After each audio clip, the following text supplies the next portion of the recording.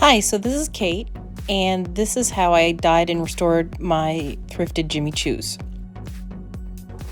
These are all the materials that I used, and I will leave a full list in the information below, but I use mostly Angelus products.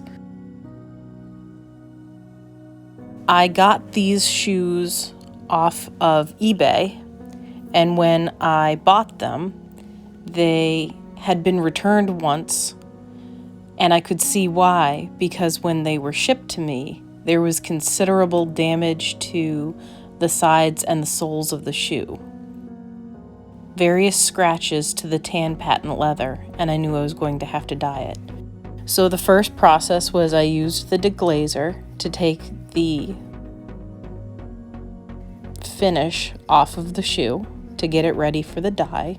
It feels very sticky at this point, and you can use acetone nail polish or you can use deglazer from Angelus. But you'll have to use the deglazer or the acetone nail polish on every part of the shoe that you want to be dyed,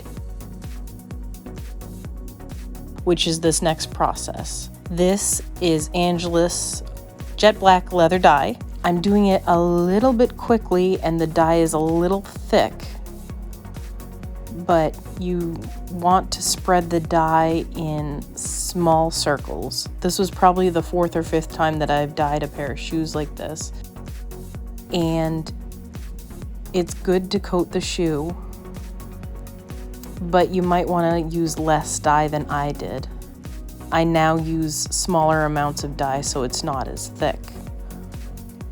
And so I coated the whole shoe and I let it dry.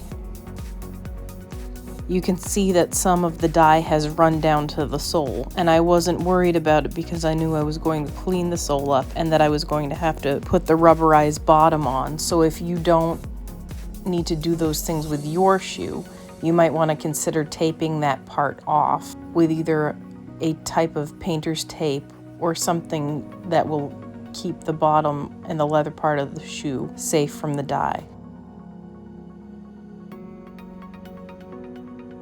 This was the process of measuring and cutting the rubber sole and sanding down the leather of the sole so that I could get it ready for this cobbler's glue that I'm using, which I had to heat up after putting 2 coats on and letting it sit for 10 minutes. Then I heated it up and I placed the rubber on it. You can use a soft mallet to make sure that it adheres, but I really just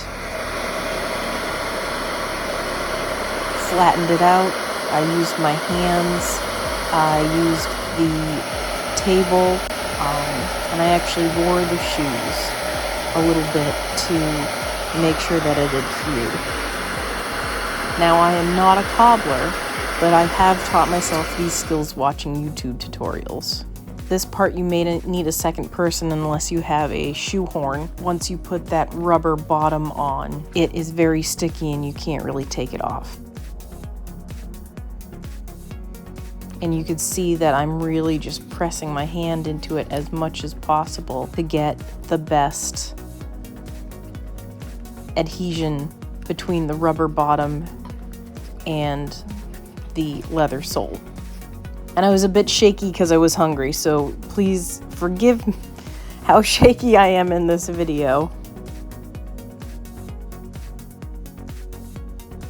I'm now trimming the rubber off the sole, and I had removed the heel tip at this point too. Now I don't think I included that, but when you remove the heel tip you want to move in 90-degree angles to wiggle it off.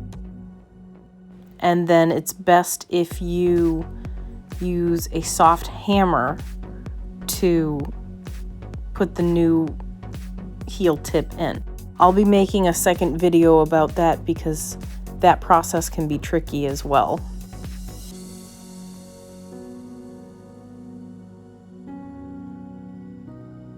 but this is the finished shoe. Now you can see it's still a little bit streaky, so what I did was I used shoe polish on it afterwards, which is very helpful to keep it clean, to keep it looking new and fresh.